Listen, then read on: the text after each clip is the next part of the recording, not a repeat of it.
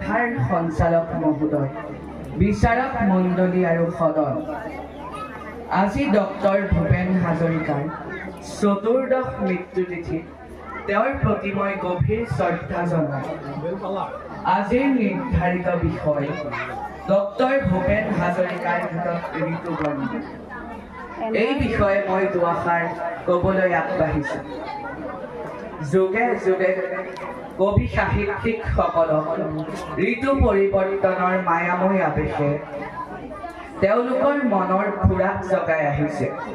গ্ৰীষ্ম, বৰ্ষা, শৰৎ, হেমন্ত, শীত আৰু বসন্ত, এই ছটা ঋতুৰ আগমনত ডক্টৰ ভূপেন হাজৰিকাৰ মনতো অপূৰ্ব ভাৱৰ সৃষ্টি হৈছিল আৰু তেওঁ কালজয়ী গীতসমূহ লিখি থৈ গৈছিল। ভাৰত ৰত্নপ্ৰাপ্ত সুধাকণ্ঠ ডক্টৰ ভূপেন হাজৰিকা এক উজ্জ্বল জ্যোতিষ্ক। তেখেতে অসমৰ প্ৰতিটো ঋতুৰ সৌন্দৰ্য সুৰত বন্দী কৰি থৈ গৈছে। তেখেতে কৈছিল শৰৎ ঋতু হেনো তেওঁৰ বৰ প্ৰিয় ঋতু আছিল।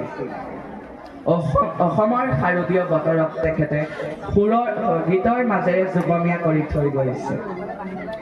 শৰতৰ শেৱালিৰ নতুন নিয়ৰে শুভ্ৰ শুভ্ৰ কিবা ছবি ইয়াকে শুকুলা ডাৱৰৰ পতাকা উৰুৱাই মুকুতিৰ গীত গাই শৰালী জাকে। এই গীতটিত তেখেতে শৰৎ কালৰ বৰ্ণনাৰে সুন্দৰ প্ৰকৃতিৰ এক ছবি আঁকিছে। শুকুলা ডাৱৰৰ পতাকা উৰুৱাই মুকুতিৰ গীত গাই শৰালী জাক আকাশলৈ উৰি যায়। এইটো এটা প্ৰতীকী অৰ্থত মানুহৰ মনৰ মুক্তিৰ কথা কৈছে। ঠিক তেনেকৈ বহাগ এটি ঋতু নহয়, নহয় বহাগ এটি মাহ, অসমীয়া জাতিৰ আয়ুস ৰেখা, গণ জীৱনৰ ৰিখা।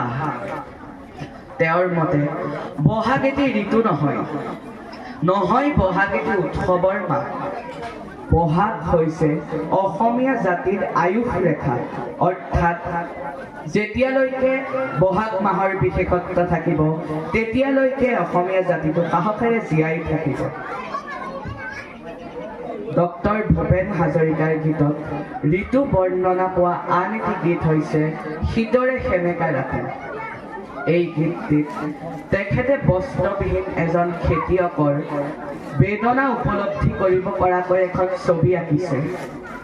লগে লগে তেখেত যে এগৰাকী মানৱ দৰদী আছিল সেই কথাও এই গীতটিত প্ৰকাশ পাইছে। তেওঁ ভাবি